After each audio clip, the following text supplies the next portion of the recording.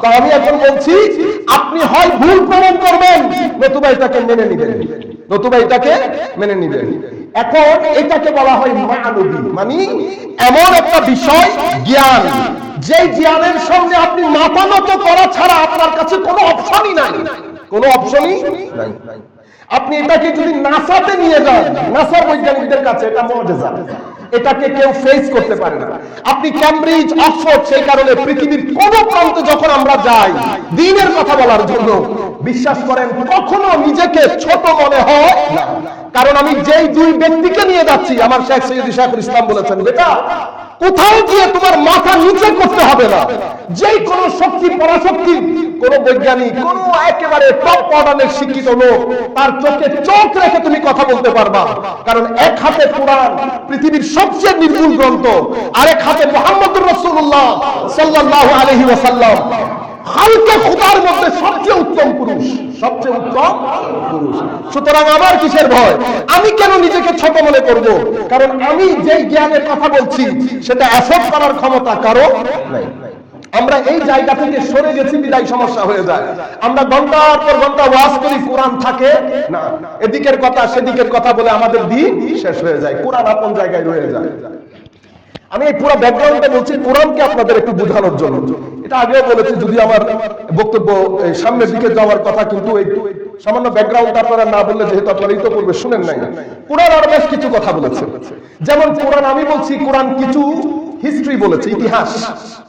আপনি ইতিহাস মিলাই দেখেন, কোরআন আদ, সামুদ, নূহ আলাইহিস সালামের প্লাবন, আদম আলাইহিস সালামের সৃষ্টি, এটাকে প্রি হিস্ট্রিক এরিয়া বলে। মানে যখন হিস্টোরি রেকর্ড, হিস্টোরি লেখা মানুষ শুরু করে নাই, তার আগের ঘটনা কোরআন বলছে। আপনি এটাকে মিথ্যা বলতে পারছেন না। আমার নবী আদ দেখেন নাই, সামুদ দেখেন নাই, আদম আলাইহিস সালামের সৃষ্টি দেখেন নাই, কোনো কিছুই দেখেন নাই, কিন্তু আমার নবী এমন ভাবে বর্ণনা দিয়েছে, মনে হয়েছে সব ঘটনা আমার নবীর চোখের সামনে হয়েছে।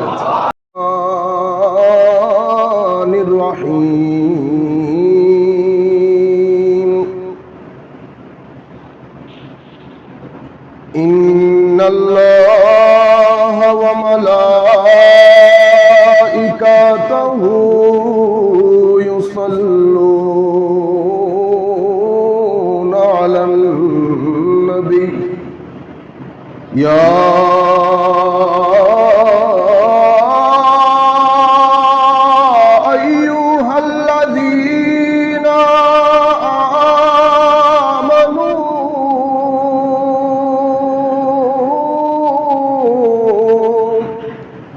صلوا عليه وسلموا تسليما صلاة يا رسول الله عليكم سلام يا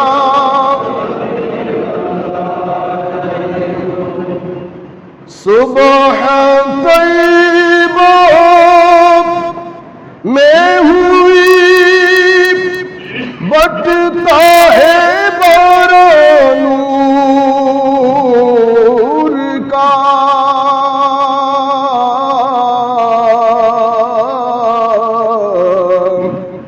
सदका लेने नूर का आया है तारा नूर का सलात या रसूल अल्लाह अलैकुम सलाम या हबीब अल्लाह अलैकुम तेरे नस्ल पाक में है बच्चा बच्चा नूर का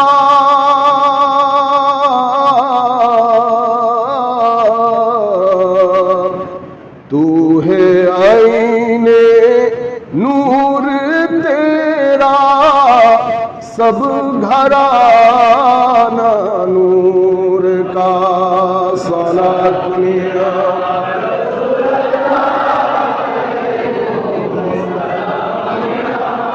हबीब अल्लाह खुदा खुद मीर मजलिस बूद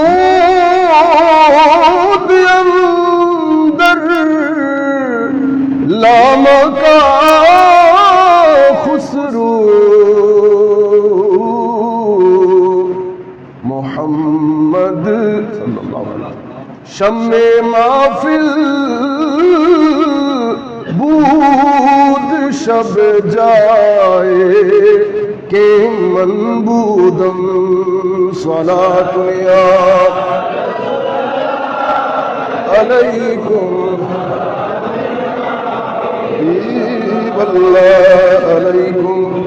আমরা একদিন ওয়াজ দিলে 3 দিন বক্তব্য দিয়ে না মাইক বড় ইম্পর্টেন্ট ওয়াজ আমরা 70 দশক ধরে মাইক। বিসমিল্লাহির রহমানির রহিম।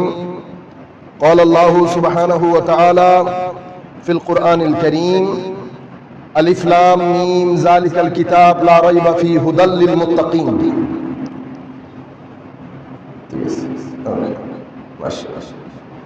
وأيضا قال الله سبحانه وتعالى قد أفلح المؤمنون الذين هم في صلاتهم خاشعون. صدق الله مولانا العظيم وصدق رسوله النبي الحبيب الكريم ونحن على ذلك من الشاهدين والشاكرين رب صل وسلم وبارك عليه. উপস্থিত আজকে আমাদের সম্মানিত মুসল্লিয়ানে কেরাম, বিশেষ করে দূর দূরান্ত থেকে যারা এসেছেন, অনেক মানুষ, আমাদের অনেক ভাইরা অনেক দূর দূরান্ত থেকে এসেছে। আমি সকল মুসল্লি ভাইদের প্রতি, বিশেষ করে যারা চট্টগ্রামে বিভিন্ন জায়গা থেকে এসেছেন, তাদের প্রতি, অনলাইনের মাধ্যমে যারা আমাদের আলোচনা এখন পৃথিবীর বিভিন্ন জায়গায় বসে শুনছেন অথবা পরবর্তীতে শুনবেন, আমরা সকলের প্রতি সশ্রদ্ধ সালাম রাখছি। আসসালামু আলাইকুম ওয়া রাহমাতুল্লাহি তাআলা ওয়া বারাকাতুহু। আমরা বেশ কয়েক জুমা থেকে কোরআনে পাকের উপর আলোচনা শুরু করেছিলাম, তার এক ধারাবাহিকতায় আমরা আমাদের আজকের আলোচনা করব ইনশাআল্লাহ। এবং এই ধারাবাহিকভাবে পবিত্র কোরআনের উপর আমরা চেষ্টা করব যে কোরআন কেন্দ্রিক আমাদের আলোচনাটা শেষ পর্যন্ত জারি রাখার জন্য। সম্মানিত উপস্থিতি, কোরআনে পাক থেকে আমরা একটি আয়াতে পাক তিলাওয়াত করেছি, যেটা কোরআনে পাকের শুরু, আলিফ লাম মিম যালিকাল কিতাব লা রাইবা ফিহি হুদাল লিল মুত্তাকিন। আমি আপনাদেরকে ইতোপূর্বে আমরা চট্টগ্রাম বিশ্ববিদ্যালয়ে সায়েন্স ফ্যাকাল্টির যে মসজিদ, সেই মসজিদের মধ্যে আমরা কোরআনের প্রাইমারি আলোচনাগুলো করেছি। পবিত্র কোরআন, এটা কাউকে রিকোয়েস্ট করতে হয় না যে আমাকে বিশ্বাস করেন আমি সত্য গ্রন্থ, না। কোরআন এটা নিয়ে চ্যালেঞ্জ করে যে আমি যদি, আমার দাবি যদি মিথ্যা হয়ে থাকে তো আপনি আমার চ্যালেঞ্জ কবুল করেন। এবং আজীব বিষয় হচ্ছে কোরআনে পাক হুজুর করিম সাল্লাল্লাহু আলাইহি ওয়াসাল্লামকে আল্লাহ রাব্বুল আলামিন, আল্লাহর নবী সহ অসংখ্য আম্বিয়ায়ে কেরামকে সবাইকে আল্লাহ মুআজিজা দান করেছেন, আমরা জানি। তো সাধারণভাবে আমি সংক্ষিপ্ত আকারে এটা একটু বলে না রাখলে আপনারা ব্যাকগ্রাউন্ডটা সুন্দর হবে না। সাধারণভাবে মুআজিজা দুই ধরনের হয়। একটা মুআজিজাকে আমরা হিসসি বলি, আর একটাকে মানবী বলি। হিসসি মানে যেটা আপনি চোখে দেখতে পান, যেমন হযরত ঈসা আলাইহিস সালাম পাখি বানিয়েছে, মাটি দিয়ে ফু দিয়েছে, পাখি জীবিত হয়ে উড়ে চলে গেছে, এটা আপনিও দেখেছেন। মানে যখন ঈসা আলাইহিস সালামের যুগে যারা ছিল তারা দেখতে পেয়েছে। মুআজিজা, ইয়া রাব, এটা নবী ছাড়া আর কেউ করতে পারছে না। কুষ্ঠরোগীর গায়ে হাত বুলিয়ে দিলে কুষ্ঠরোগী ভালো হয়ে যায়। এখন এই কাজটা আর কেউ করতে পারে না, সেই কারণে ওনাকে নবী হিসেবে মেনে নিতে বাধ্য সবাই। কিন্তু এই যুগে এসে খ্রিস্টানরা যদি দাবি করে ঈসা আলাইহিস সালাম সত্য নবী, তাদের কাছে ঈসা আলাইহিস সালামের নবুয়ত প্রমাণ করার কোনো পন্থা নাই। বাইবেল দিয়ে ঈসা আলাইহিস সালামের নবুয়ত প্রমাণ করা যাবে না। কেন? কারণ বাইবেলের মধ্যে অসংখ্য অগণিত ভুল রয়েছে। আসমানি গ্রন্থে কখনো ভুল থাকতে পারে? এই কাজ কেউ করতে পারবে না। যেমন মুসা আলাইহিস সালামের যারা উম্মত নিজেদেরকে দাবি করে, ইহুদি যারা বলে, আমরা কোনো ধর্মকে ছোট করছি না, আমরা একটা ফ্যাক্ট বলছি। সোমবারকে সোমবার বলার মধ্যে তো কোনো দোষ নাই। সূর্য পূর্ব দিকে উদিত হয়, এবার মানে এই না যে আমি পশ্চিম দিকে অপমান করছি, এরকম না, একটা ফ্যাক্ট। সূর্য পূর্ব দিকে উদিত হয়, পশ্চিম দিকে অস্ত যায়। এখন আমি যদি বলি সূর্য পূর্ব দিকে উদিত হয়, পশ্চিম দিকে রাত করার কোনো সুযোগ আছে যে আপনি এটা কি বললেন? না না, আমি একটা ফ্যাক্ট বলছি আপনাদেরকে। তো বলতে চাচ্ছিলাম যে মুসা আলাইহিস সালামের উম্মতরাও যদি দাবি করে যে আমরা আমাদের মুসা আলাইহিস সালাম সত্য নবী, তো স্বাভাবিকভাবে পৃথিবী বলবে যে যখন মুসা আলাইহিস সালাম ওই মুজিজা দেখিয়েছেন তখনকার জন্য এটা মুজিজা ছিল, পরবর্তীতে হয়ে গেছে শোনা কথা। কি কথা? শোনা কথা। এখন শোনা কথা আমি বিশ্বাস করতে পারি, নাও করতে পারি। করতে করতে ফর এক্সাম্পল আমরা সবাই পরীক্ষা দিচ্ছি, খ্রিস্টান বাইবেল দিয়েছে, ইহুদ তারাও তাদের ধর্মগ্রন্থ দিয়েছে, এসেছে মুসলমান শেষ পর্যায়ে গিয়ে। এখন মুসলমানদেরকে জিজ্ঞেস করা হয়েছে, মুসলমানরা বলেছেন আমার নবী আঙ্গুল দিয়ে ইশারা করেছে, চন্দ্র দ্বিখণ্ডিত হয়েছে। আমার নবী অস্তমিত সূর্যকে আবার উদিত করেছে। আমার নবী সাল্লাল্লাহু আলাইহি ওয়াসাল্লাম গাছকে হুকুম দিয়েছে, গাছ আপন জায়গা থেকে উঠে এসে বারগাহে রিসালাতে সিজদা করেছে। হরিণ আমার নবীর দরবারে এসেছে, বাঘ, আরো যারা, এভাবে অসংখ্য মুজিজা আমার নবী সাল্লাল্লাহু আলাইহি ওয়াসাল্লাম। কিন্তু এই ধরনের মুজিজা যেগুলা দেখা যায়, এই মুজিজাগুলা যারা উপস্থিত থাকেন তাদের জন্য মুজিজা হয়, পরবর্তী যুগের জন্য শোনা কথা হয়ে যায়। এখন আমি এই শোনা কথায় বিশ্বাস করছি কারণ আমি মুসলমান, আমি মুসলমান, কিন্তু আরেক ব্যক্তিকে আমি বিশ্বাস করাইতে পারবো না। উনি বলবেন এটা আপনাদের শোনা কথা, আমি কেন বিশ্বাস করব? এই ধরনের মুজিজাকে বলা হয় হিসি, যেটা চোখে দেখা যায়। এখন এই জায়গাতে আমরা তিনজনই সমান হয়ে গেছি, ইহুদি, খ্রিস্টান এবং মুসলমান। এখন সামনে যারা বোর্ড প্রফেসর বসেছেন ওনারা বলছেন এমন মুজিজা দেখান যেটা আজকের দিনেও মুজিজা হবে, যেটা দেখে আমি আজকেও বলবো ইয়েস এই কোরআন হক। সবাই চুপচাপ, কারো কাছে কোনো একজন বাইবেল দিয়েছে, এখন বাইবেল 2-3 পৃষ্ঠা পড়ার পরে উনি বলছেন না এটা আল্লাহর গ্রন্থ হতে পারে না। আপনি আমাকে বলেন এই গ্রন্থ কোন ভাষায় অবতীর্ণ হয়েছে? উনি বলছেন অমুক ভাষায়। তো আপনার এই গ্রন্থ তো ইংরেজি ভাষায়, এটা ট্রান্সলেট হয়েছে, এটা অনুবাদ হয়েছে।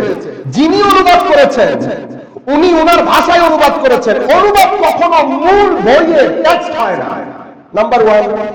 নাম্বার 2, আপনি বলবেন এই কিতাব ঈসা ইসলামের যুগে লিখিত হয়েছে, কারা লিখেছেন, কি আন্দাজে এটাকে সেভ করা হয়েছে, এটাকে সংরক্ষণ করা হয়েছে, অর্থাৎ এটার সংরক্ষণ পদ্ধতি বলেন। এখন ওনারা বলছেন এটা সংরক্ষণ পদ্ধতি আসলে এটা ঈসা আলাইহিস সালাম লিখেন নাই, উনি কাউকে বলেনও নাই, ওনার আরো প্রায় 200-300 বছর পরে এসে এই কিতাব সংরক্ষিত হয়েছে। স্বাভাবিকভাবে 300 বছরের একটা গ্যাপ থাকলে এটা কেউ মেনে নিবে না। এভাবে ইহুদির কাছে আসলো, ওনারাও দিলেন ওনাদের কিতাব, ওই কিতাবের মধ্যে অরিজিনাল ভাষার মধ্যে ওই কিতাব নাই। আচ্ছা, অরিজিনাল ভাষার মধ্যে থাকলেও ইন্টারফারেন্সের কারণে ওখানে ভুল ভ্রান্তি হয়ে গেছে।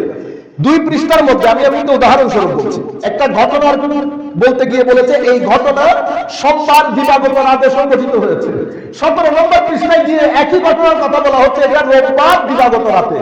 আবার 22 নম্বর পৃষ্ঠায় গিয়ে একই ঘটনার কথা বলতে গিয়ে বলা হচ্ছে এটা শুক্রবার দিবাগত রাতে। এখন আমি কোথায় যাব? শুক্রবারে যাব না সোমবারে যাব না রবিবারে যাব? তো যেই কিতাবের মধ্যে তারিখের মধ্যে ভুল থাকবে, বারের মধ্যে ভুল থাকবে, বা এই ধরনের ভুলগুলা থাকবে, এটা কখনো মেনে নেওয়া যাবে না। নাম্বার 2, এটা যদি আল্লাহর পক্ষ থেকে কিতাব হয় এটা কখনো বৈজ্ঞানিক ভাবে ভুল হতে পারবে না। বিজ্ঞান বলছে এক কথা, আপনি বলবেন আরেক কথা, আপনারটা পরিপূর্ণরূপে বিজ্ঞানের বিরোধে চলে যাচ্ছে, এটা হতে পারে না। এবার আমার পালা এসেছে, আমি কি করলাম, এই মুজিজাকে বলে মুজিজা মানবী।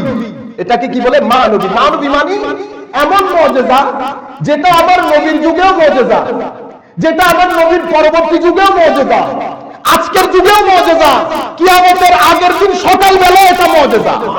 মানে এটা দেওয়ার পরে সকল মানুষ এক বাক্যে স্বীকার করবে যেটা কোনো মানুষের দেওয়া গ্রন্থ হইতে পারে না। এটার বিভিন্ন কারণ আছে, তার মধ্যে একটা কারণ হচ্ছে এই গ্রন্থের মধ্যে আমি যখন দিলাম, উনি আমাকে জিজ্ঞেস করছেন ভাষা কি, আমি বলছি আরবি। এটা কি অরিজিনাল ভাষা? জি, এটা অরিজিনাল ভাষা। এই ভাষার মধ্যে এই কিতাব অবতীর্ণ হয়েছে 1400 বছর আগে যেভাবে, এখনো ঠিক সেভাবে, ভাষা আরবি। এখন আমি ওনাকে আরো বললাম ভাষা আরবি কেন? আমি বললাম পৃথিবীতে সকল ভাষার মধ্যে পরিবর্তন হয়েছে, কিন্তু আরবি ভাষার মধ্যে কোনো পরিবর্তন হয় নাই। পৃথিবীর আপনি যদি 300 বছর আগে চলে যান বা 200 বছর আগে চলে যান, 200 বছর আগে পৃথিবীতে যে ইংরেজি ছিল, 200 বছর আগের ইংরেজি বোঝার লোক বর্তমানে নাই। চাউসারিয়ান ইংলিশ বলি আমরা, চাউসারিয়ান ইংলিশ। এটা আমাদের অনলাইনে আমাদের কিছু মানুষের জন্য, সবাই তো আর বুঝবেন না। চাউসারিয়ান ইংলিশ বুঝার লোক অক্সফোর্ডের মধ্যেও নাই। আল্লাহ না করুক এটা যদি চাউসারিয়ান ইংরেজি ভাষায় অবতীর্ণ হইতে আমরা আজকে কোথায় যাইতাম? উর্দু, আল্লামা ইকবালের উর্দু। এমনিতে আমাদের পাকিস্তানিরা আমাদেরকে নিয়ে হাসি ঠাট্টা করে, আপনাদের উর্দু দেখলে হাসি পায়। আমি এক জায়গায় এই 5, 7, 8 বছর আগে আমাদের মসজিদের এই যে রমজানের জন্য হাফেজ রাখছিলাম, তো হাফেজ সাহেব এসে, তো আমাদের উর্দু কি আর তাদের উর্দু এক হবে? তো উনি বড়, পাকিস্তানিদের মধ্যে একটা বিষয় থাকে বুঝছেন না, মানে আমি বড়, তো বড় একেবারে উঠে বলে তোমার মোনাজাত শুনে হাসি পেয়েছে। তখন আমি, আর আমারও তো একটা শব্দ ক্ষমতা আছে, আমি মাইকের মধ্যে এসে বলেছি, আসেন আমি আমার উপরে লাইব্রেরি আল্লামা ইকবালের কবিতা গুচ্ছ নিয়ে আসি, আপনিও কবিতা গুচ্ছ করবেন, আমিও কবিতা গুচ্ছ করবো। আপনি পাকিস্তানি, এটা উর্দু ভাষায় লেখা, আপনিও কবিতা গুচ্ছ ইন্টারপ্রেট করবেন, আমিও ইন্টারপ্রেট করবো, জাতি বুঝুক কার মধ্যে উর্দুর জ্ঞান বেশি। বুঝতে পেরেছেন? ওরা বলেছি ঘাস কাটি নাই, ঘাস কাটি নাই। ওনাদের মধ্যে বিষয়টা হচ্ছে, এখন উনি আল্লামা ইকবাল বুঝতে পারছে না, আমি বুঝতে পারছি, কারণ আমি এটা বুঝার জন্য আরো 1000 কিতাব পড়েছি। কিন্তু উনি এটা আল্লামা ইকবাল, অথচ ওনার উর্দু ভাষায়, কিন্তু উনি এটা ধরতে পারছে না। কেন? আল্লামা ইকবালের যুগে উর্দু ভাষার মধ্যে 3 ভাষার মেইনলি সংমিশ্রণ ছিল, ফার্সি, তুর্কি, আরবি।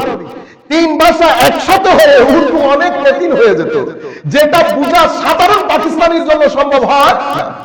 সকল ভাষার মধ্যে পরিবর্তন এসেছে। বাংলা ভাষার অবস্থা দেখছেন না আপনি? 100 বছর পূর্বের বাংলা আর আজকের বাংলার মধ্যে আসমান জমিনের তফাৎ। আসমান জমিনের, আমরা কি এখন বলি তিনি আসিয়া মারিয়া কাটিয়া ফিরিয়া লুটিয়া দলিয়া চলিয়া যান, এখন বলি এরকম কথা? বলি না। বাংলা ভাষার মধ্যে পরিবর্তন এসেছে। পৃথিবীতে একমাত্র ভাষা আরবি যেটার মধ্যে কোনো পরিবর্তন আসে নাই, যেটার মধ্যে কোনো পরিবর্তন। 1400 বছর আগে যেরকম বলতো কাইফা হালুকা, আজকে বলছি কাইফা হালু। 1400 বছর আগে আমি যেরকম বলছি আনা উরিদা মুসাফির ইলা সৌদি, আনা উরিদা মুসাফির ইলা মক্কাল মুকাররমা, আজকের যুগেও আরবিরা এরকমই বলে আনা উরিদা মুসাফির ইলা মক্কাল মুকাররমা। একমাত্র ভাষা আরবি, এই কারণে কোরআনের ভাষা আরবি। এটা সাধারণ মানুষ বুঝার জন্য, ব্যাকরণ বা অন্যান্য বিষয় বুঝলে সাধারণ মানুষের তো বোধগম্য হবে না। আমি যতটুকু আপনারা বুঝবেন ততটুকু বলছি। যাই হোক, এটা হচ্ছে ব্যাকগ্রাউন্ড। আর এই কোরআনে পাকের মধ্যে উনি আমাকে বলছেন এটা কেন বিশ্বাস করব। এখন নামাজ রোজা হজ যাকাতের কথা বললে ওনার তো এটা ওনার কোনো বিষয়ই নাই। তা আমি ওনাকে বলছি এই কিতাব 1400 বছর আগে অবতীর্ণ হয়েছে। এই কিতাবের মধ্যে আল্লাহ রাব্বুল আলামিন কিছু বিজ্ঞানের কথা বলেছেন। যখন বিজ্ঞান আবিষ্কারও হয় নাই, যখন কোনো ল্যাবরেটরি ছিল না, সেই সময় আল্লাহ রাব্বুল আলামিন পৃথিবী কেমনে অস্তিত্বে এসেছে, পৃথিবীকে কিভাবে বানানো হয়েছে এবং মানুষ কিভাবে বানানো হয়েছে এবং পৃথিবী কিভাবে ধ্বংস হবে, আমি বাকি সব বাদ দিলাম। 3টা কেস স্টাডি করছি। পৃথিবী অস্তিত্বে কিভাবে আসলো, পৃথিবীর সৃষ্টি কিভাবে হলো, মানুষ কিভাবে সৃষ্টি হলো, মানুষের 2 ধাপের সৃষ্টি, মাটি থেকে অথবা মা বাবার মাধ্যমে 2 ধাপের সৃষ্টি কিভাবে সম্পন্ন হয়েছে, পৃথিবী কিভাবে ধ্বংস হবে। আমি 3টা কেস স্টাডি নিলাম, আপনাকে প্রেজেন্ট করলাম। আপনি আমাকে বলেন এই 3 স্টাডি যেটা কোরআন দিয়েছে 1400 বছর আগে, আজকের এই যুগে কেউ এটাকে মিথ্যা প্রতিপন্ন করতে পারবে কিনা? আপনি অবাক হয়ে যাবেন। কোরআন মানব সৃষ্টির 7 জায়গায় 7টা কথা বলেছেন। প্রথম ধাপে পানি থেকে, মাটি থেকে, গলিত মাটি থেকে, গন্ধযুক্ত মাটি থেকে, তারপরে অন্য জায়গায় বলেছে শুকনো টন টন করা মাটি থেকে সৃষ্টি করেছি। 7 জায়গায় 7 কথা। অথচ আপনি যদি সবটাকে একসাথে করেন এবং বিজ্ঞানের ব্যাখ্যার সামনে রাখেন, আপনি অবাক হয়ে যাবেন। মওলায়ে করিম কি আন্দাজে কুরআনে পাকের মধ্যে মানব সৃষ্টির কথা ধাপে ধাপে উল্লেখ করেছেন, যার কারণে সমস্ত বৈজ্ঞানিক ডক্টর কিট মুর সহ ওনারা বলছেন এই বিষয় বড় অভাবনীয়। আমরা যেটা 30-40 বছর আগে জানতে পেরেছি, অ্যাকিউরেটলি কোরআন কিভাবে এই কথা বলতে পারে, এটা কখনো মানুষের লেখা হতে পারে না। আরো আসছে কার কাছ থেকে, যিনি কখনো কোনো মাদ্রাসায় কোনো মানুষের কাছে গিয়ে জ্ঞান অর্জন করেন না। এমন ব্যক্তি বলছে, আপনি দেখেন 1400 বছর আগে বলছে আমার নবী, ইজা জুলজিলাতিল আরদু জিলজালাহা ওয়া আখরাজাতিল আরদু আসকালাহা ওয়া ক্বালা লিল ইনসানু মা লাহা ইয়াওমা তুহাদ্দিসু আখবারাহা। 1400 বছর আগে কোরআন বলছে ইজাস সামাউ ফাতারাত, ইজাস সামাউ ফাতারাত ওয়া ইজাল কাওয়াকিবু ইনতাসারাত ওয়া ইজাল বিহারু সুজ্জিরাত ওয়া ইজাল কুবুরু বুসিরাত। কিয়ামতের একটা সামগ্রিক রূপ কোরআন তুলে ধরছে। বিজ্ঞান আজকেই বলছে যে পৃথিবী ধ্বংসের যেই রূপ কোরআন তুলে ধরেছে তার মধ্যে এক রত্তি বরাবর কোনো ভুল নাই। তো আমি এখন বলছি আপনি হয় ভুল প্রমাণ করবেন, নতুবা এটাকে মেনে নেবেন, নতুবা এটাকে মেনে নেবেন। এখন এটাকে বলা হয় মানবী, মানে এমন একটা বিষয় জ্ঞান, যে জ্ঞানের সামনে আপনি মাথা নত করা ছাড়া আপনার কাছে কোনো অপশনই নাই, কোনো অপশনই নাই। আপনি এটাকে যদি নাসাতে নিয়ে যান, নাসার বৈজ্ঞানিকদের কাছে এটা মুআজিজা, এটাকে কেউ ফেস করতে পারে না। আপনি ক্যামব্রিজ, অক্সফোর্ড, সেই কারণে পৃথিবীর কোন প্রান্তে যখন আমরা যাই দ্বীনের কথা বলার জন্য, বিশ্বাস করেন কখনো নিজেকে ছোট মনে হয় না। কারণ আমি যেই দুই ব্যক্তিকে নিয়ে যাচ্ছি, আমার শেখ সৈয়দ শাইখুল ইসলাম বলেছেন, বেটা কোথাও গিয়ে তোমার মাথা নিচে করতে হবে না। যেই কোন শক্তি, পরাশক্তি, কোন বৈজ্ঞানিক, কোন একেবারে টপ মডার্নের শিক্ষিত লোক, তার চোখে চোখ রেখে তুমি কথা বলতে পারবা। কারণ এক হাতে কোরআন, পৃথিবীর সবচেয়ে নির্ভুল গ্রন্থ, আরেক হাতে মুহাম্মদুর রাসূলুল্লাহ সাল্লাল্লাহু আলাইহি ওয়াসাল্লাম, খালকে খোদার মধ্যে সবচেয়ে উত্তম পুরুষ, সবচেয়ে উত্তম পুরুষ। সুতরাং আমার কিসের ভয়? আমি কেন নিজেকে ছোট মনে করব? কারণ আমি যেই জ্ঞানের কথা বলছি সেটা অ্যাফোর্ড করার ক্ষমতা কারো নাই। আমরা এই জায়গা থেকে সরে গেছি বিদায় সমস্যা হয়ে যায়। আমরা ঘন্টার পর ঘন্টা ওয়াজ করি, কোরআন থাকে না, এদিকের কথা সেদিকের কথা বলে আমাদের দিন শেষ হয়ে যায়, কোরআন আপন জায়গায় রয়ে যায়। আমি এই পুরো ব্যাকগ্রাউন্ডটা বলছি কোরআনকে আপনাদের একটু বোঝানোর জন্য। এটা আগেও বলেছি, যদি আমার বক্তব্য সামনের দিকে যাওয়ার কথা, কিন্তু একটু সামান্য ব্যাকগ্রাউন্ডটা আপনারা না বললে, যেহেতু আপনারা এই তো পূর্বে শুনেন নাই, কোরআন আর বেশ কিছু কথা বলেছে। যেমন কোরআন, আমি বলছি কোরআন কিছু হিস্ট্রি বলেছে, ইতিহাস। আপনি ইতিহাস মিলাই দেখেন, কোরআন আদ, সামুদ, নূহ আলাইহিস সালামের প্লাবন, আদম আলাইহিস সালামের সৃষ্টি, এটাকে প্রি হিস্ট্রিক এরিয়া বলে। মানে যখন হিস্টোরি রেকর্ডে হিস্টোরি লেখা মানুষ শুরু করে নাই, তার আগের ঘটনা কোরআন বলছে। আপনি এটাকে মিথ্যা বলতে পারছেন না। আমার নবী আদ দেখেন নাই, সামুদ দেখেন নাই, আদম আলাইহিস সালামের সৃষ্টি দেখেন নাই, কোনো কিছুই দেখেন নাই, কিন্তু আমার নবী এমন ভাবে বর্ণনা দিয়েছে মনে হয়েছে সব ঘটনা আমার নবীর চোখের সামনে হয়েছে। আর আল্লাহ আযীব কাজ করেছেন। আলাম তারা কাইফা ফাআলা রাব্বুকা বিআসহাবিল ফিল, হাবিব আপনি কি দেখেন নাই আমি হাতির গোষ্ঠীর সাথে কি আচরণ করেছি? অথচ এই ঘটনা ঘটেছে আমার নবীর জন্মের আগে, কিন্তু আল্লাহ বলছেন আপনি কি দেখেন নাই, আপনি কি দেখেন নাই? তার মানে হচ্ছে আমার নবীকে সাক্ষী রেখে সমস্ত ঘটনা আল্লাহ ঘটিয়েছেন, সব কিছু আল্লাহ দেখিয়েছেন। বুঝতে পেরেছেন? যাই হোক, তো এই কোরআনের মধ্যে এই কারণে পৃথিবীর বুকে একমাত্র ধর্মগ্রন্থ, যেই ধর্মগ্রন্থ পৃথিবীর যেই কোন লোকের টেবিলের মধ্যে নিজেকে মুআজিজা হিসেবে প্রতিষ্ঠিত করেছে। কোন মায়ের ছেলে, কোন মায়ের ছেলে কোরআনকে ফেস করতে পারে না। সেই কারণে আমরা কি করি? রাসূল সাল্লাল্লাহু আলাইহি ওয়াসাল্লামের চিত্র অঙ্কন করি। ও ভাই, চিত্র অঙ্কনের দরকার কি? আমি আমাদের একটা কনফারেন্সের মধ্যে আমাদের লোকাল এমপিও ছিলেন, তো আমি বলেছিলাম চিত্র অঙ্কনের দরকার নাই, মুসলমানদের বেস হচ্ছে কোরআন। আপনি কোরআনকে মিথ্যা প্রতিপন্ন করেন, face this challenge, end of the story. আপনি এই চ্যালেঞ্জকে অ্যাকসেপ্ট করেন, গ্রহণ করেন, এটাকে মিথ্যা প্রতিপন্ন করেন। এটা মিথ্যা প্রতিপন্ন করলে আমি শেষ। আপনি এটাতে না এসে ওখানে যাওয়ার কোনো দরকার নাই। এই জায়গার মধ্যে কেউ হাত দেয় না। কেন? কারণ আলিফ লাম মিম, আমার আল্লাহ কোরআন শুরু করছেন আলিফ লাম মিম। আরবটা দিশেহারা, আরবি ভাষার লোক দিশেহারা, যারা ভাষার জন্য পৃথিবীর সামনে অহংকার করত, যারা কথাই কথাই কবিতা লিখত, যারা রাখাল বালক ছিল, বিশ্ব কবিতা লিখে ফেলেছিল।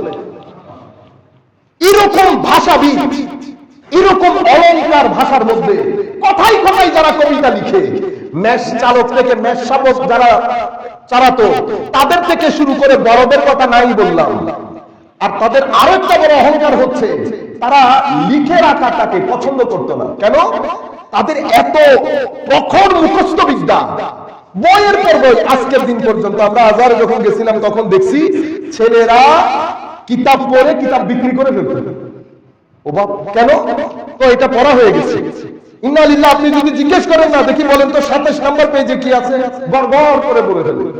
আজকের দিন পর্যন্ত তাদের মুখস্থ বিদ্যা, কিন্তু তাদের মধ্যে ইন্টেলেকচুয়াল অ্যাবিলিটি কম, মুখস্থ বিদ্যাটা অতিমাত্রায় বেশি।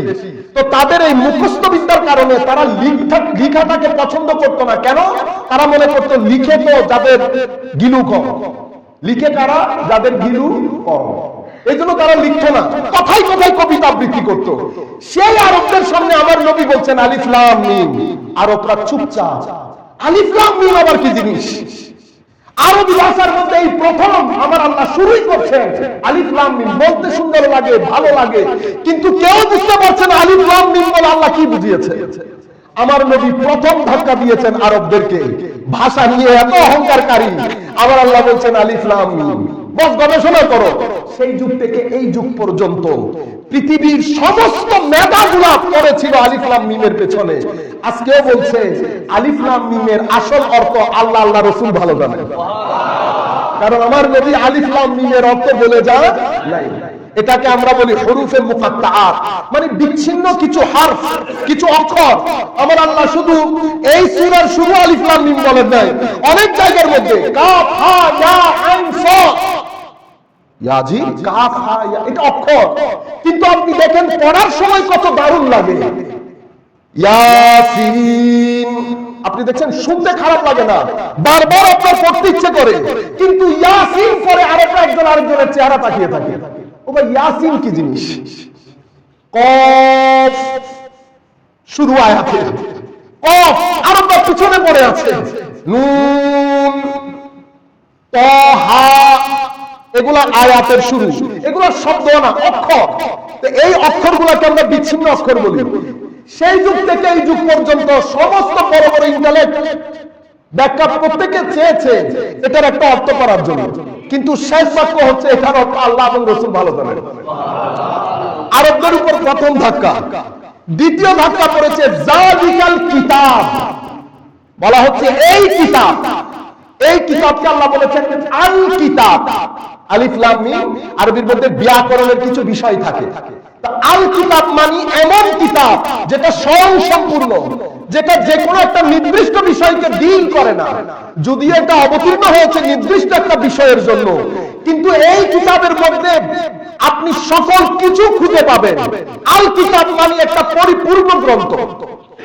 এখন আল কিতাব বলার পরে পরিপূর্ণ গ্রন্থ বলতে এটাতে এমনি এটা নাজিল হয়েছে আপনাকে হেদায়েতের বাণী শোনানোর জন্য, কিন্তু এই কিতাবের মধ্যে আপনি যেটাই খুঁজতে চাইবেন ওইটাই পাবেন। সেই কারণে আল্লাহ নামই দিয়েছে আল কিতাব, পরিপূর্ণ কিতাব, পরিপূর্ণ গ্রন্থ। কেন পরিপূর্ণ? আপনি এখান থেকে যেটা নিতে চাইবেন, রাষ্ট্রের জন্য রাষ্ট্রনীতি, সমাজের জন্য সমাজনীতি, ব্যক্তির জন্য ব্যক্তিনীতি, যত নীতি আছে, জ্ঞান গরিমা আছে, হুজুর সৈয়দ শাইখুল ইসলাম প্রফেসর ডক্টর মোহাম্মদ তাহেরুল কাদরি এই কিছুদিন আগে এই কিতাব বাজারে প্রকাশিত হয়েছে, তুর্কি থেকে আমরা পাবলিশ করেছি, প্রায় 8 খণ্ডের কিতাব। এটা এনসাইক্লোপিডিয়া, কোরআনিক এনসাইক্লোপিডিয়া।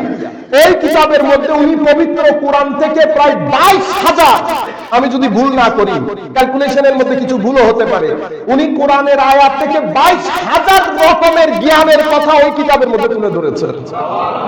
আপনি চিন্তা করতে পারবেন, আল কিতাব।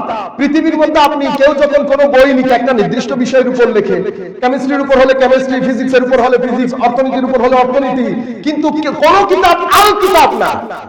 যে কোনো কিতাব যে কোনো একটা বিষয়কে ডিল করে, কিন্তু এই কিতাবের নাম আল্লাহ দিয়েছেন আল কিতাব, মানে এমন কিতাব যেটা পরিপূর্ণ সমস্ত বিষয়কে ডিল করে। একজন বলছে আচ্ছা সমস্ত বিষয়কে ডিল করলে দেখি বলেন তো রুটি কেমনে বানায়, এটা কোরআনে পাক থেকে বলেন, রুটি কেমনে বানায়। তো মুফতি সাহেব বলছেন এটাও আছে। তো কেমনে? ফাসআলু আহলা যিকরি ইন কুনতুম লা তাআলামুন, তুমি যদি না জানো তো যে জানে তার কাছ থেকে জিজ্ঞেস করে নাও। তো তুমি যদি রুটি বানাতে না জানো তো যিনি রুটি বানাতে জানেন ওনার কাছ থেকে জিজ্ঞেস করে নাও, হয়ে গেছে। সেই জন্য কিছু বিষয় ডাইরেক্ট, কিছু বিষয় ইনডাইরেক্ট, কিছু বিষয়ে ডাইরেক্টলি উল্লেখ থাকে, কিছু বিষয় ইনডাইরেক্টলি উল্লেখ থাকে, আর কিছু বিষয়ের জন্য আপনাকে হিউম্যান ইন্টেলেক্ট দিয়েছে, সেখানে কিছু ডিভাইস ফিট করেছে, আপনি অটোমেটিক্যালি বের করতে পারবেন। বুঝতে পেরেছেন? যাই হোক, আল কিতাব। আচ্ছা, আল কিতাবের পরে আল্লাহ শুরুর শব্দ বলছে কি দেখেন, লা রাইবা ফি। লা রাইবা মানে এই আল কিতাবের মধ্যে যত বিষয় আলোচিত হয়েছে কোন বিষয়ের মধ্যে বিন্দু পরিমাণ সন্দেহ নাই। আজীব বিষয়, কিতাব শুরু করে নাই, উনি আনছেন 1400 বছর আগে। জ্ঞান উন্নত হবে, মানুষ বিজ্ঞানের পথে হাঁটবে, কিয়ামত পর্যন্ত এই কিতাব কিতাব হিসেবে থাকবে। অথচ 1400 বছর আমি যদি আজকের যুগে একটা বই লিখে বলি এই কিতাবে কোনো সন্দেহ নাই, এবং কেউ সন্দেহ পোষণ করলে আমি তোমাদের সাথে একটা চ্যালেঞ্জ করছি, তোমরা আমার চ্যালেঞ্জ ফেস করে এই ধরনের একটা কিতাব লিখে দাও, এটা কোনো মানুষ বলতে পারবে? আমেরিকার এক ব্যক্তি বলছেন, আমি যখন এই কিতাব পড়ি তো আমি শুরু করার আমি প্রথমে খেয়াল করি নাই, পরে আমি আবার আসার পরে দেখলাম ওমা এটা কি ধরনের কথা। 3 শব্দের পরে বলছে লারাইবাফি, আমার মধ্যে কোনো সন্দেহ নাই, কারণ এটা নাজিল হচ্ছে আরবের মধ্যে, এটা আমেরিকাতে যাবে, ইংল্যান্ডে যাবে, কানাডায় যাবে, পৃথিবীর বিভিন্ন বিশ্ববিদ্যালয়ে যাবে, এটা লারাইবাফি কেমনে হয়? এটা কি ধরনের কিতাব যে কিতাব লিখতেওয়ালা বলছেন এটাতে কোনো সন্দেহ নাই, এটাতে কোনো সন্দেহ নাই। এই জায়গার মধ্যে এটা আমার মাথার মধ্যে খালি বাড়ি দেয়, আমার ভিতর কোনো সন্দেহ নাই, আমার ভিতরে কোনো সন্দেহ নাই। আবার বলছে আল কিতাব, আল কিতাব মানে এখানে অর্থনীতি আছে, সমাজনীতি আছে, পৌরনীতি আছে, মানুষ নীতি আছে, যত নীতি সকল নীতি আছে। আর আল্লাহ বলছেন সমস্ত চ্যানেল, যেই চ্যানেল দিয়ে তুমি ঢোকো, লা রাইবা ফি, লা রাইবা। আরবির মধ্যে একটা শব্দ হচ্ছে শাক, একটা শব্দ হচ্ছে রাইব। শাক মানিও আমরা ডাউট বলি, সন্দেহ, আর রাইবুল মানিও ডাউট বলি। মনে রাখবেন, আমি গত আপনাদেরকে জুমার মধ্যে বা ঈদের মধ্যে বলেছি, আরবি অনেক বিস্তৃত একটা ল্যাঙ্গুয়েজ। আরবি এক একটা শব্দের 21টা অর্থ থাকে, সেই কারণে অনেক সেন্সিটিভ। এখন বাংলার মধ্যে আমরা সীমিত, আরবির মধ্যে এই কারণে আপনি দেখবেন বাংলার ডিকশনারি, আপনি ইংরেজির ডিকশনারিও যদি যান, অক্সফোর্ড ডিকশনারি আপনি 1000 পেজে, আপনি যদি আমার আরবি ডিকশনারি যেটা আমার কাছে আছে লিসানুল আরব, সেটাও তো 17 খণ্ডে। আপনি এত বড় গ্রন্থ, আরবি শব্দের অর্থ, গ্রাম, আমি আপনাদেরকে ডিকশনারির কথা বলছি, এত বিস্তৃত। আপনি বাংলার মধ্যে আমার আছে 2 খণ্ডে, কিন্তু আরবির মধ্যে লিসানুল আরবি তো 17 খণ্ডে, এত বিস্তৃত। তো এখন আমরা বাংলাতে দুইটাই সন্দেহ বলি, কিন্তু আসলে রাইবুল এক জিনিস আর শকুনের সন্দেহ এক জিনিস। রাইব বলা হয় পরিপূর্ণ সন্দেহ না, মানে সামান্য সামান্য সন্দেহ, মানে আপনি একটু একটু সন্দিহান হচ্ছেন। আল্লাহ বলছেন এই কিতাবের মধ্যে একটু একটু সন্দেহ নাই, একটু একটু সন্দেহ নাই। আর তবুও যদি তোমার ভিতরে একটু একটু সন্দেহ থাকে, ওয়া ইন কুনতুম ফি রাইবিন, প্রথমে বলছে লা রাইবা ফি, 10, 12, 20 লাইন পরে আল্লাহ বলছেন ওয়া ইন কুনতুম ফি রাইবিন, যদি তোমার মধ্যে একটু একটু সন্দেহ থাকে তো কি করবা? একটা কাজ করো, ওয়া ইন কুনতুম ফি রাইবিন মিম্মা নাযালনা আলা আবদিনা, আমি আমার মুকাররব বান্দা, আমার মুকাররব অনেক নৈকট্যপ্রাপ্ত, অনেক মহব্বতের বান্দা মুহাম্মদ রাসূলুল্লাহ সাল্লাল্লাহু আলাইহি ওয়াসাল্লামের উপর যেটা নাযিল করেছি, সেটার ব্যাপারে যদি তোমার একটু একটু সন্দেহ থাকে, তুমি একটা কাজ করো, ফাদউ, তুমি যাদেরকে যাদেরকে জ্ঞানী মনে করো, তুমি যাদেরকে মনে করো অনেক বড় ভাষাবিদ, সবাইকে একসাথে করো। একসাথে করার পরে আমার এই কোরআনের মতো একটা আয়াত তুমি লিখে দেখাও, একটা আয়াত। তো তারা চেষ্টা করেছে আল কারিয়াতু মাল কারিয়ার আদলে একটা বলার জন্য, এটা তারা পরে তারাই লজ্জায় পড়ে গেছে, কারণ এটা কোরআনের সাথে কোনোভাবে যায় না। সূরা ফাতিহা, এরপরে তারা কি করেছে দেখেন, আমার নবী কোরআন পড়তো, তারা সকালে আমার নবীর সাথে কোরআনের বিষয়ে বাদ বিতণ্ডা করছে, এটা হতে পারে না, এটা হতে পারে না। কোরআন আজীব গ্রন্থ, আমার নবী কোরআনে পাঠ করতো, কাফের মুশরিক আমার নবীর ঘরের চৌহদ্দিতে এসে কোরআনের আওয়াজ শুনতো। এই মজা থেকে আমরা বঞ্চিত, সবাই প্রায় বেশিরভাগ বঞ্চিত, আমরা বেশিরভাগ তো পড়তেই পারি না। কোরআন পড়া ছাড়া মুসলমান যদি ঘুমিয়ে পড়ে ডেইলি, আমার তো মনে হয় একটা বড় জিনিস মিস করে ঘুমিয়ে গেছে, আল্লাহর কালাম। কিন্তু আমি যে কথাটা বলছি সেটা আপনি মানে নিতে পারছেন না, কারণ আপনি পুরো জিনিসটা বুঝতেই পারছেন না। আল্লাহর কালাম মানে মাওলায়ে করিমের কথাবার্তা। তো আল্লাহর কালাম পড়া ছাড়া আমি যদি ঘুমিয়ে যাই ডেইলি, এটা সুন্দর হয় না। এটা দিনকে আপনি মিস করে ফেললেন। আপনি যখন আল্লাহর কালাম বারবার পড়বেন, আপনি এই কালামের প্রেমে পড়ে যাবেন, এই কালামের প্রেমে। আর এটা এমন একটা কালাম, আপনি যেই কোনো মানুষের হৃদয়কে হেলিয়ে দিতে পারবেন। আমরা এখনো মনে আছে ইংল্যান্ডের মধ্যে 2016-17 দিকে করোনার আগে আমরা একটা ইফতার মাহফিল করছিলাম। তো ইফতার মাহফিলে আমরা কি করি, ওই ইংলিশদেরকে দাওয়াত করি, 70% তারাই থাকে, পুলিশ, কাউন্সিলের লোকজন, অফিসার। তো আমাকে বলা হয়েছে রমজান সম্পর্কে একটা বক্তব্য দিতে। আমি চিন্তা করেছি বক্তব্য দেওয়ার চেয়ে কোরআন পড়লে বেশি ভালো হয়। আমি কোরআন পাঠ তিলাওয়াত করেছি, শাহরু রমাদান আল্লাযী উনজিলা ফীহিল কুরআন, আমি যেভাবে পড়ি সেভাবে। ইফতারের পরে পুলিশ অফিসার 2-3 জন আমাকে ডেকে বলছে, আমরা জানি না তুমি কি পড়েছো, কিন্তু বিশ্বাস করো, মানে আদৌ তো তার চোখ দিয়ে পানি বেরোচ্ছে। সে বলছে আমাদের গায়ের লোম দাঁড়িয়ে গেছে, গায়ের লোম দাঁড়িয়ে গেছে। আমি তাদেরকে বলেছি যে আমি যেটা পড়েছি এটা আল্লাহর ওয়ার্ড, গডস ওয়ার্ড, এটা আল্লাহ বলেছেন। এবং এই যে তুমি গায়ের লোম দাঁড়িয়ে যায় কথাটা বলেছো, এটাও আল্লাহ কোরআনে পাকের মধ্যে বলেছেন। আল্লাহু নাযালা আহসানাল হাদিসে কিতাবাম মুতাশাবিহাম মাসানি তাকশাইরু মিনহু জুলুদুল লাযিনা ইয়াখশাউনা রাব্বাহুম সুম্মা তালিনু জুলুদুহুম ওয়া কুলুবুহুম ইলা যিকরিল্লাহ। আল্লাহ বলছেন আল্লাহু নাযালা আহসানাল হাদিস, হে মানুষ, পৃথিবীর সবচেয়ে উত্তম কথা আমি অবতীর্ণ করেছি। তাকশাইরু মিনহু জুলুদুল লাযিনা ইয়াখশাউনা রাব্বাহুম, যারা আমাকে ভয় করে তারা এই কুরআন শোনার পরে তাদের গায়ের লোম দাঁড়িয়ে যাবে, তাদের গায়ের লোম। সুম্মা তালিনু জুলুদুহুম ওয়া কুলুবুহুম ইলা যিকরিল্লাহ, এবং অতঃপর তাদের অন্তরের মধ্যে একটা শৈথিল্য, একটা শৈত প্রবাহ বয়ে যাবে, তাদের অন্তর নরম হয়ে যাবে, বিগলিত হয়ে যাবে। আল্লাহর কালাম। সেই কারণে মানুষের মধ্যে কিছু একটা সময় যায়, যে সময়ের মধ্যে আমাদের সকলের মধ্যে একটা ডিপ্রেশন কাজ করে, কোনো কিছুই ভালো লাগে না। পৃথিবীর বেশিরভাগ মানুষ সেই সময়টার মধ্যে আত্মহত্যা করে। পৃথিবীর সকল মানুষের উপর এই ধরনের একটা সময় যায় যখন কোনো কিছুই করতে ভালো লাগে না, কাউকে সহ্য হয় না, মানুষ বেসাহারা হয়ে যায়, সেটা 2 মিনিটের জন্য হোক, 2 ঘন্টার জন্য হোক, সকলের উপর দিয়ে এই সময় অতিবাহিত হয়। কোনো কিছুই ভালো লাগে না, ঘর ভালো লাগে না, মানুষ ভালো লাগে না। পৃথিবীর বেশিরভাগ মানুষ ওই সময়টার মধ্যে আত্মহত্যা করে। কিন্তু আল্লাহর অপরিসীম দয়া, অঞ্জেগানা নামাজের কারণে আমাদের উপর ওই সময় অতিবাহিত হওয়ার পরে যেই কোনো একটা নামাজের ওয়াক্ত চলে আসে, যেই কোনো একটা নামাজের ওয়াক্ত চলে আসে, আযান হয়, মুসলমান নামাজ না পড়লেও আযানের ধ্বনির কারণে মাওলাই করিম তার অন্তর থেকে ওই ডিপ্রেশন দূর করে দেয়। আযান সবসময় শুনি তো আমরা মনে করি আযান, আপনি জানেন শুধু আযানের ধ্বনি শুনে পৃথিবীতে এখনো পর্যন্ত 10 to 15% মানুষ ইসলাম কবুল করে। আযানের মতো আযান, আমরা সব সময় আযান শুনি তো, আর আমাদের আযানের ধরন একটা ধরন আছে, বুঝছেন না, বাংলাদেশি আযান। এই কারণে আমাদের কাছে জিনিসগুলো আপিল করে না। কিন্তু পৃথিবীর আমাদের ইফতার মাহফিলের সময় আমরা স্পেশাল মানুষ নিয়ে আসি আযান দেওয়ার জন্য। আপনি আযান যখন হয়, আপনি বিশ্বাস করেন সমস্ত যারা মেহমান থাকে, ইংলিশ মেহমান, তাদের চেহারা পরিবর্তন হয়ে যায়। এখনো পর্যন্ত আরব বিশ্বে গিয়ে প্রায় 15 থেকে 20 লাখ লোক ইসলাম কবুল করে শুধু আযানের ধ্বনি শুনে। এটা আমার নবীর পক্ষ থেকে দেওয়া, এটা এত সহজ জিনিস না।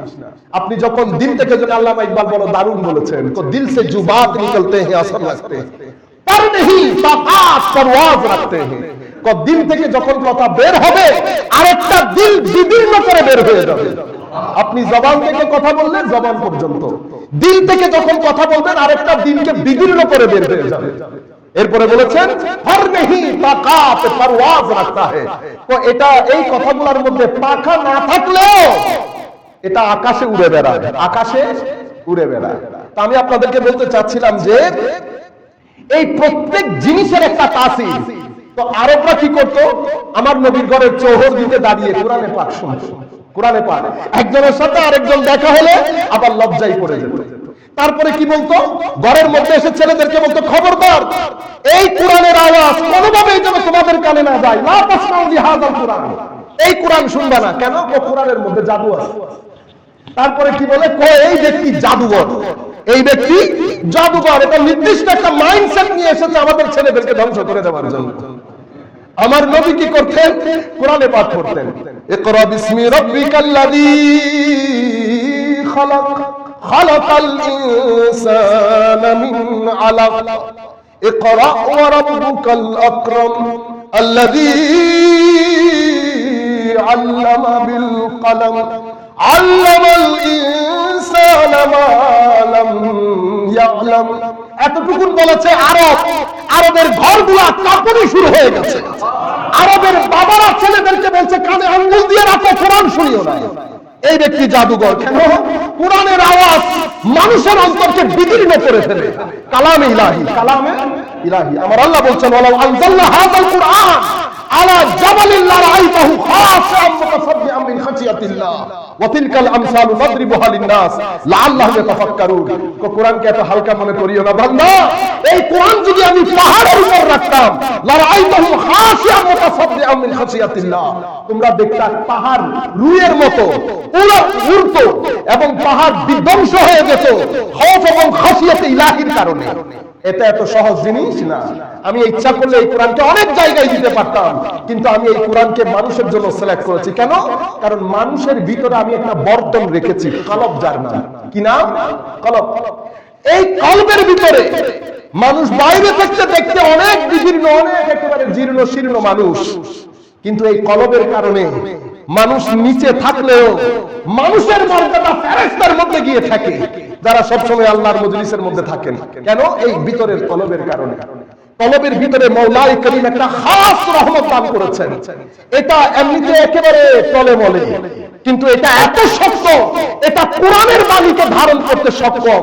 যেখানে আল্লাহ বলেছেন পাহাড় পর্যন্ত আমার এই কোরআনকে নিতে অক্ষম, কিন্তু মুসলমান মানুষদেরকে আমি দান করেছি, এবিলিটি দান করেছি। যাই হোক, আমি আপনাদেরকে বলতে চাচ্ছিলাম জালিকাল কিতাব, আমরা 5 মিনিটের মধ্যে শেষ করে দেব।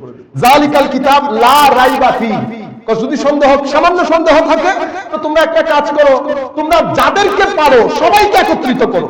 তোমরা তো বড় সাহিত্যিক, সব একত্রিত করো, করে আমার কোরআনের মতো একটা আয়াত করে দেখাও। আবার আমার আল্লাহ নিজেই বলছেন ফা ইল্লাম তাফআলু ওয়া লান তাফআলু। তোমরা পারছো না, আমার কথা শুনো, পারবে না কিয়ামত পর্যন্ত। এখানে মাদ্রাসার ছাত্ররা বুঝবে, শব্দ এসেছে লান। লান মানে লান বিতা জামাশারি। লান মানে হচ্ছে কিয়ামত পর্যন্ত দুনিয়া উল্টে যাবে, কিন্তু তুমি আমার এই কোরআনের চ্যালেঞ্জকে গ্রহণ করতে পারবে না। তোমরা পারবেই না, এটা সম্ভব না। ওয়ালান তাফআলু। আজীব বিষয় কোরআনের মধ্যে, প্রত্যেকটা ওয়ার্ডে আপনি দেখেন, মানে ওয়ার্ড সিলেকশন, আয়াতের একটার পর একটা মানে সিকোয়েন্স, এবং আয়াতের প্রত্যেকটা শব্দের সাথে শব্দের, আয়াতের সাথে আয়াতের, সূরার সাথে সূরা, আজীব মিল। আপনি দেখেন না, সূরা নজমের আগে সূরা আল্লাহ রাব্বুল আলামিন এনেছেন তুর, তুরের পরে নজম। আমরা জানি তুরের মধ্যে মুসা আলাইহিস সালাম আল্লাহর সাক্ষাতে গেছেন, আর নজমের মধ্যে মেরাজে মুহাম্মদ সাল্লাল্লাহু আলাইহি ওয়াসাল্লামের বর্ণনা এসেছে। এই দুইটা মিলের কারণে তুরের পরে নজম। তুরের আয়াত শেষ হয়েছে ওয়া একবার আন নুজুম বলে, ওয়া একবারিন নুজুম। এই আয়াত বলে তুরের শেষ, তুরের পরে নুজুমের শুরু। এটা শুরু হয়েছে ওয়ান নাজমি ইজা হাওয়া। যেই শব্দ দিয়ে তুর শেষ হয়েছে, ওই একই শব্দ দিয়ে নজম শুরু হয়েছে। ওয়া একবারিন নুজুম বলে তুর শেষ করেছে, যেই তুরের মধ্যে মুসা আলাইহিস সালামের মেরাজ হয়েছে। সেই তুর শেষ করে নজম শুরু করছে ওয়ান নাজমি ইজা হাওয়া মা দাল্লা সাহিবুকুম ওয়া মা গাওয়া ওয়া মা ইয়ানতিকু আনিল হাওয়া ইন হুয়া ইল্লা ওয়াহয়ুন ইউহা আল্লামাহু শাদীদুল কুওয়া যু মাররাতিন ফাস্তাওয়া ওয়া হুয়া বিল উফুকিল আ'লা। লম্বা কথা। এই আয়াতের মাধ্যমে আল্লাহ রাব্বুল আলামিন নুজুম শুরু করেছেন। সূরার মধ্যে সূরার সাথে সূরা, আয়াতের সাথে আয়াতে, শব্দের সাথে শব্দ এমন ভাবে মিল। আর আপনি দেখেন আরবির মধ্যে দুটি শব্দ, একটা সানাতুন, একটা আমুন। দুইটার মানে হচ্ছে বছর, দুইটার মানে বছর। কিন্তু আল্লাহ, আমরা যখন আরবির মধ্যে সম্পাদন জানাই, আপনারা যারা আরবি ছিলেন কি বলে, কুল্লু আমিন ওয়া আনতুম বিখাইর, ঠিক না? কিন্তু কুল্লু সানাতিন বলে না, কুল্লু সানাতিন বলে। অথচ সানাতুন মানে বছর। ইংলিশের মধ্যে আমরা ইয়ার বলি, বাংলাতে বছর বলি। আরবির মধ্যে শব্দ দুইটা, আমুন এবং সানাতুন। কিন্তু এখানে আমি বলি কুল্লু আমিন ওয়া আনতুম বিখাইর, কুল্লু সানাতিন বলি। আমি এক আরবকে জিজ্ঞেস করেছি, আচ্ছা বলেন তো দেখি, কুল্লু সানাতিন ওয়া আনতুম বিখাইর বললে অসুবিধা কি? তো সে হাসতেছে, দূর আমরা শুনে আসতেছি কুল্লু আমিন ওয়া আনতুম বিখাইর, তুমি আবার সানাতুন বলবা কেন? আল্লাহ আমি জানতে চাচ্ছি সানাতুন বললে অসুবিধা কি? তো আমাকে বলতেছে, তখন তাকে বললাম এটাই এজাজুল কোরআন, এটাই কোরআনের মিরাকুলিস্টিক অ্যাটিটিউড এবং ফিচার, অর্থাৎ কোরআনের মানে বিস্ময়কর বৈশিষ্ট্য। হযরত নূহ আলাইহিস সালামের যে 1000 বছরের, সেই 1000 বছরের মধ্যে মাত্র 40 বছরকে আম বলেছে, বাকিটাকে কোরআন সানাতুন বলেছে। কি বলেছে? সানাতুন। মানে প্রথম 900 সামথিং বছরকে কোরআন বলেছে সানাতুন, আর সামান্য বছরকে কোরআন বলেছে আমুন। আমি বলেছি তো কোরআনের মধ্যে এজাজুল কোরআন হচ্ছে সানাতুন শব্দটি তখন ব্যবহার হয় যখন আপনি এমন সময় অতিবাহিত করেন যে সময়ের মধ্যে শান্তিও থাকে, কষ্ট থাকে, কষ্টের পরিমাণ বেশি থাকে, এমন সময়গুলা, এমন বছরগুলোর জন্য আরবিতে শব্দ ব্যবহার হয় সানাতুন। আর যেই সময়গুলোতে দুঃখ কষ্ট থাকে না, শুধু আনন্দ থাকে, সেই জায়গার মধ্যে শব্দ ব্যবহার হয় আমুন। সেই কারণে ঈদের সম্পাদনের ক্ষেত্রে আমি চাই আপনার শান্তিময় দিন কাটুক, সেই কারণে সানাতুন না বলে আমুন বলি। তো নূহ আলাইহিস সালামের প্রথম বছরগুলো তাবলীগের ক্ষেত্রে দুঃখ কষ্ট গ্লানির মধ্যে অতিবাহিত হয়েছে, সেই কারণে কোরআন শব্দ ব্যবহার করেছে সানাতুন। আর যেই সময়গুলোতে নূহ আলাইহিস সালাম একটু শান্তির নিঃশ্বাস ফেলেছে, সেই সময়গুলোকে কোরআন বলেছে আমুন। এত ছোট ছোট জিনিস কোরআনের মধ্যে আল্লাহ রাব্বুল আলামিন এটা কনসিডার করেছেন। যালিকাল কিতাব লা রাইবা ফি বলে কোরআন বলেছে হুদাল লিল মুত্তাকিন, হুদাল লিল মুত্তাকিন। আমরা এই জায়গার মধ্যে পরে আসব। আর একটা সংক্ষিপ্ত ভাষায়, আমাদের যেহেতু বাইরে থেকে মেহমান এসেছে আর এটা অনলাইনে যাবে, আমরা শুধু আল্লাযীনা ইউমিনুনা বিল গায়ব এটা সংক্ষিপ্ত বলে আমরা শেষ করে দিচ্ছি।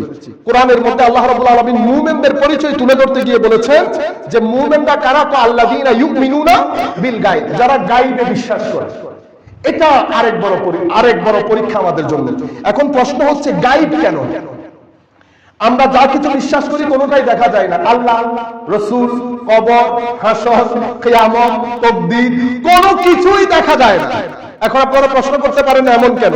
আমার ভাইরা, এমন হচ্ছে আল্লাহ রাব্বুল আলামিন পৃথিবীতে যাদেরকে বানিয়েছেন, আমরা সবার ব্রেইন এক ধরনের না, সবার ব্রেইন এক একজনের ব্রেইন এক এক রকম। এখন এটা যদি ব্রেইনের উপর ছেড়ে দিত, তো আমাদের মধ্যে যারা আমার মতো কম ব্রেইনের অধিকারী, আমি বলতাম না আল্লাহ আপনি আমাকে কম ব্রেইন দিয়েছেন বিদায়, এটা আমি বুঝতে পারি নাই, সুতরাং আপনি আমাকে ধরতে পারেন না। যাদেরকে ব্রেইন বেশি দিয়েছেন তাদেরকে ধরেন। আমার ব্রেইনও যদি তার মতো হতো তাহলে তো আমি বুঝতে পারতাম। আল্লাহ কি করেছেন? এই কাজটাকে ব্রেইনের উপর দেয় নাই, এই কাজটাকে কি করেছেন? ও চোখ বন্ধ করে মেনে নিতে হবে। এখন চোখ বন্ধ করে মেনে নেওয়ার জন্য ব্রেইনের দরকার হয় না। আমাকে কি বলেছে? ও কবর থেকে আগ পর্যন্ত, কবরে যাওয়ার পর থেকে তুমি কিছুই দেখছো না। এখানে আমার বড় পরীক্ষা যে আমি আল্লাহ রাব্বুল আলামিনের এই তাবৎ জিনিসগুলোকে না দেখে কতটুকু বিশ্বাস করতে পারছি। কেন? কারণ এই বিষয়গুলো পর্দার বাইরের জিনিস। আমার আল্লাহ বলছে দেখো আমি পর্দার ভিতরের জিনিসগুলো তোমার সামনে রেখেছি, কিন্তু ওই জিনিসটা আমি না দেখার উপর ছেড়ে দিয়েছি। কেন? কারণ আমি সবাইকে সমান ব্রেইন দেই নাই। সবাইকে সমান ব্রেইন দিতাম তাইলে দেখার উপর দিতাম, যেহেতু সমান ব্রেইন না সেই হেতু তোমাকে মেনে নিতে হবে, তোমাকে মেনে নিতে হবে। এই বিষয়টা আমি বিস্তারিত ইনশাআল্লাহ আমরা পরবর্তী জুমা থেকে বা কোনো জায়গায় সুযোগ সুবিধা পেলে আমাদের ইনশাআল্লাহ আলোচনা এখান থেকে শুরু হবে। যালিকাল কিতাব লা রাইবা ফি হুদাল লিল মুত্তাকিন থেকে আমরা শুরু করব ইউমিনুনা বিল গায়ব পর্যন্ত ইনশাআল্লাহ। ওয়া মা আলাইনা ইল্লাল বালাগুল মুবিন। আসসালামু আলাইকুম ওয়া রাহমাতুল্লাহি তাআলা ওয়া বারাকাতুহু।